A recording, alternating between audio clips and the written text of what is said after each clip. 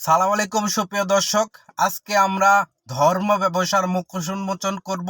তো চলুন শুরু করা যাক ভিডিওটা। যদি আমাদের বক্তব্যে কোনো ভুল হয়ে থাকে বলুন, অমুক জায়গায় আমি ভুল করেছি, আমি তওবা করব। আমি বলেছি বাবা আদম তওবা করেছেন, আমি কোন স্যার, আমি তওবা করব 100 বার। যদি কোথাও ভুল করে থাকি, আপনারা যারা গালাগালি করছেন, আমি দেখলাম আমার মন্তব্যের মধ্যে টাইম লাইনে যারা মন্তব্য করছেন, আপনারা কোনো জায়গায় বলতে পারলেন না যে আপনার এই কথার মধ্যে, এই বক্তব্যের মধ্যে এই জায়গায় ভুল আছে। আমি নিজে সংশোধিত হতাম, কিন্তু ভুল তো ধরতে পারবে না, কারণ তারা তো ধর্ম ব্যবসায়ী। আপনারা সেটা বলতে পারলেন না।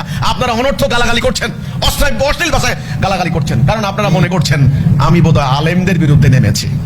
আমি পরিষ্কার করে বলতে চাই, সম্মানিত ভাইয়েরা, আপনারা আল্লাহকে ভালোবাসেন, রাসূলকে ভালোবাসেন, আপনারা ইসলামকে ভালোবাসেন, আপনারা চান ইসলাম প্রতিষ্ঠা হোক, আপনারা চান নাস্তিকতাবাদের প্রসার না হোক, এটা আপনারা চান, আমি জানি।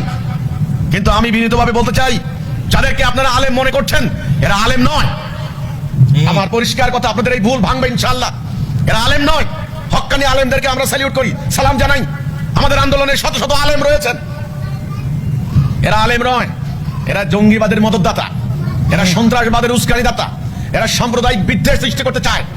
এরা এদের মতের সঙ্গে না মিললে, এদের সিলসিলার সঙ্গে না মিললে, এদের অন্ধত্বের সঙ্গে না মিললে, এদের প্রতিপক্ষকে ওরা মুহূর্তে কাফের, মুশরিক, মুরতাদ, ইহুদি দালাল, খ্রিস্টান, আগাগোড়া কাফের ইত্যাদি ফতোয়া তারা দিয়ে দেয়, এবং তাদের অন্ধ অনুসারীদেরকে তারা লেলিয়ে দেয় হামলা করার জন্য।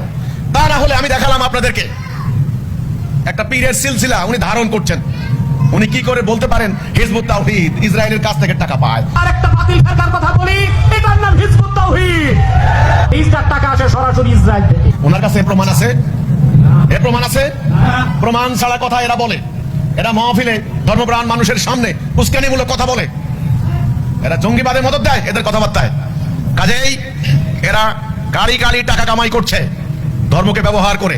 আমরা এই ধর্ম ব্যবসার বিরুদ্ধে কথা বলছি, বলবো ইনশাআল্লাহ। আমার কথা নয়, রাসূল বলেছেন ইসলাম শুধু নাম থাকবে।